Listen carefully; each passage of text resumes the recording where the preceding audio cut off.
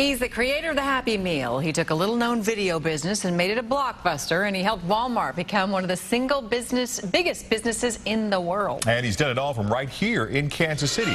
We get to know advertising legend Bob Bernstein in tonight's Community Profile.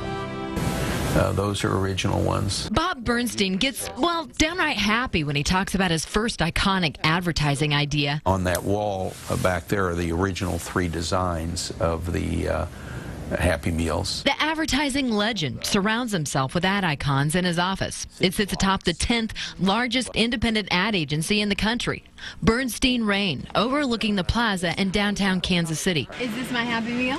Yes, it is. Yay! In the late 60s, McDonald's wanted to bring kids back to the restaurant chain. So a young marketing father took particular notice of his son, Steve, 10 years old at the time, eating Fruit Loops at breakfast. He would just sit there and read it over and over again. While he ate the cereal, he'd be reading the box, and I noticed it every morning, and I said, Steve, why do you do that?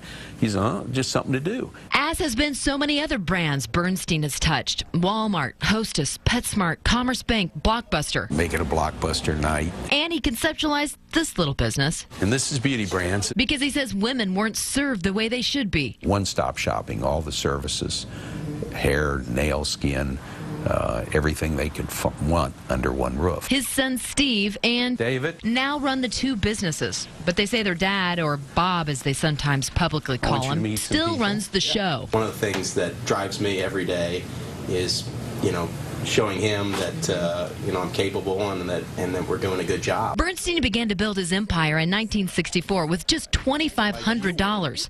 The now multimillionaire recently pledged his assets to secure as much as $34 million to build the West Edge project. But he had to file bankruptcy on the project before his elaborate vision for the plaza building was finished. Some bad decisions were made in that and it was some bad advice, quite frankly. But he says, like his art piece says, I look at that often and think about it and think, yeah, that's part of life, isn't it?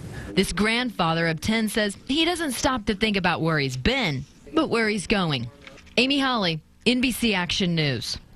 And Bernstein is opening a rotating advertising icon museum with his office collections in October in downtown Kansas City.